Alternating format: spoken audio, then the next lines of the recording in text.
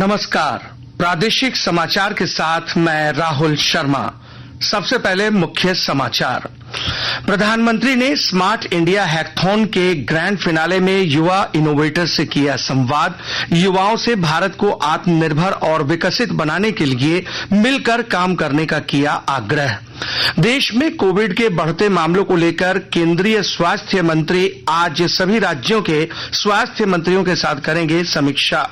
पूरे झारखंड में शीतलहर जारी। मौसम विभाग ने 21 दिसंबर तक कड़ाके की ठंड पड़ने का जताया अनुमान। 22 दिसंबर से बादल छाए रहने के संकेत, ठंड से मिलेगी राहत। और आईपीएल 2024 में झारखंड के 3 खिलाड़ियों को मिली जगह। दिल्ली कैपिटल ने कुमार कुशाग्र और गुजरात टाइटंस ने रॉबिन मिंज और सुशांत मिश्रा को टीम में किया शामिल। और अब समाचार विस्तार से। प्रधानमंत्री नरेंद्र मोदी ने कहा है कि दुनिया को विश्वास है कि भारत वैश्विक चुनौतियों के लिए कम लागत, गुणवत्तापूर्ण और टिकाऊ समाधान प्रदान कर सकता है। श्री मोदी कल रात स्मार्ट इंडिया हैकाथॉन 2023 के ग्रैंड फिनाले में युवा इनोवेटर्स के साथ संवाद कर रहे थे।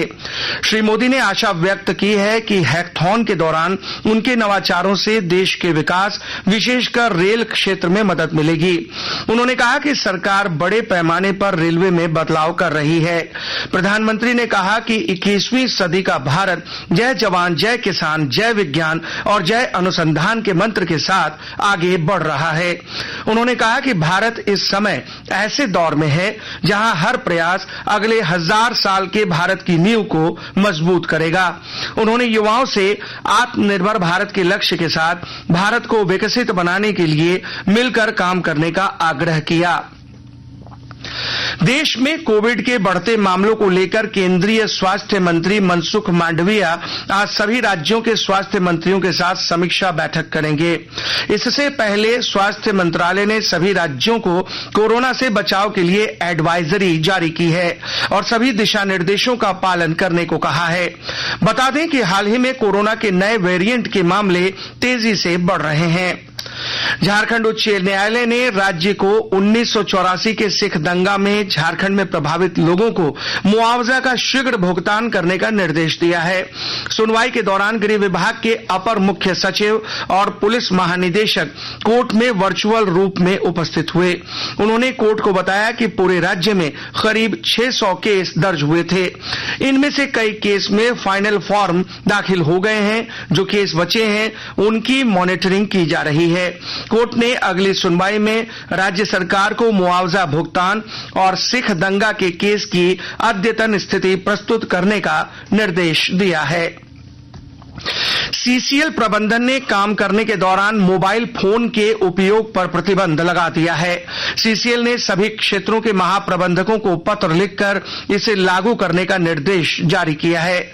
महाप्रबंधकों को लिखे गए पत्र में बताया गया है कि एनसीएल के ब्लॉक बी एरिया में 13 अक्टूबर 2023 को दुर्घटना हुई थी, जिससे एचईएमएम ऑपरेटर की मृत्यु हो गई थी।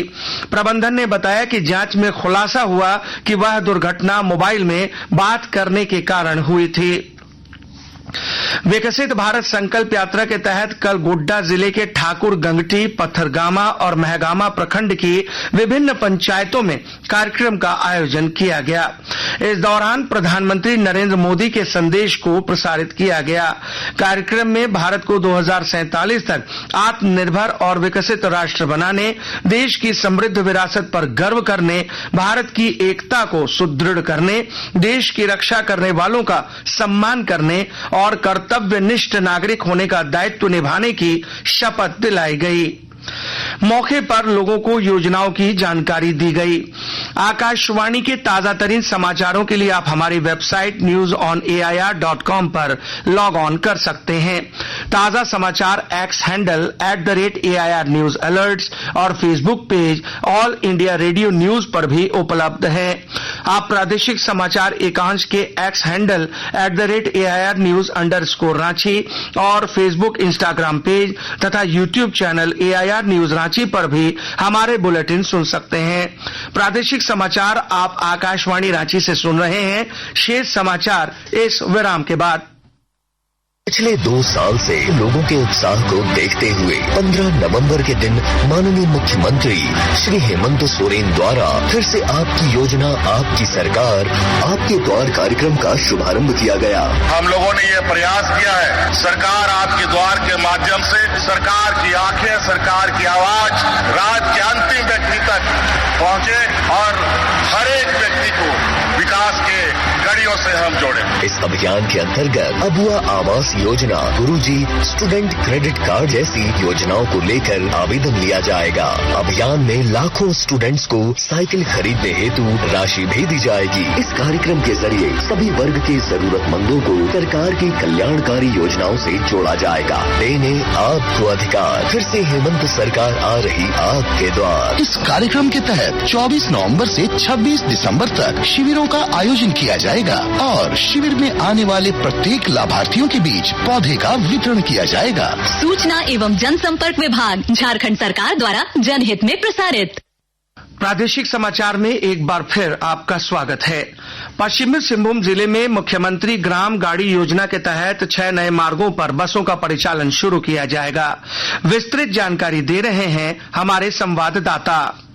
पश्चिमी सिंहभूम जिले में 6 नए मार्गों पर बसों का परिचालन शुरू किया जाएगा। ये बसें मुख्यमंत्री ग्राम गाड़ी योजना के तहत चलाई जा रही हैं। जिन चयनित रूटों पर बसें चलाई जाएंगी उनमें गुआ से चाईबासा वाया लोहिया, रेंगड़ा पुरनापानी, चाईबासा से बेनीसागर वाया मझगांव, नाईगांव, घोड़ाबांधा, चाईबासा से नौमुंडी वाया मंझारी, जैंतगढ़, गुदड़ी से चक्रधरपुर वाया लोढ़ाई, सोनुआ, बालीबांध से चाईबासा वाया चोया, कुमारडूंगी और खैरपाल से चाईबासा वाया मझगांव, कुमारडूंगी के रूट शामिल हैं। जिला परिवहन पदाधिकारी ने बताया कि सभी बसों का रजिस्ट्रेशन ग्राम गाड़ी योजना के तहत जिला परिवहन कार्यालय से किया जाएगा, जिससे वाहन मालिक को योजना को सुचारू रूप से चलाने में मदद मिलेगी। दिलीप बनर्जी, आकाशवाणी समाचार, चाईबासा।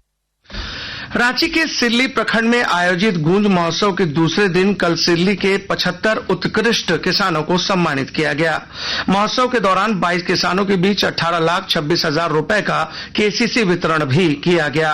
कृषि के क्षेत्र में क्रांति और बदलाव की आवश्यकता है। आत्मनिर्भर किसान और आत्मनिर्भर झारखंड बनाने के लिए किसानों को तकनीकी रूप से प्रेरित करना और जोड़ना होगा। उन्हें एक समृद्ध बाजार भी उपलब्ध कराना होगा। श्री महतो ने कहा कि किसान जिन्होंने अपनी खेती छोड़ दी उन्हें वापस खेती की ओर लाना होगा। और अब मौसम।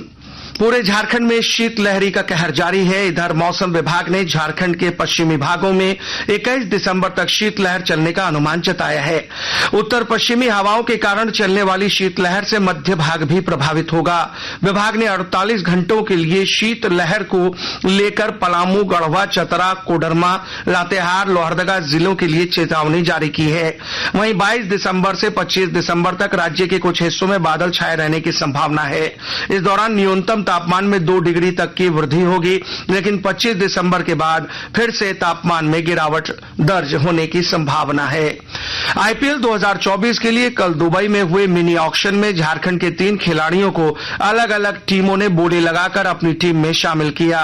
इसमें बोकारो के विकेटकीपर कुमार कुशाग्र को दिल्ली कैपिटल ने 7 करोड़ 20 लाख की बोली लगाकर अपनी टीम में जोड़ा।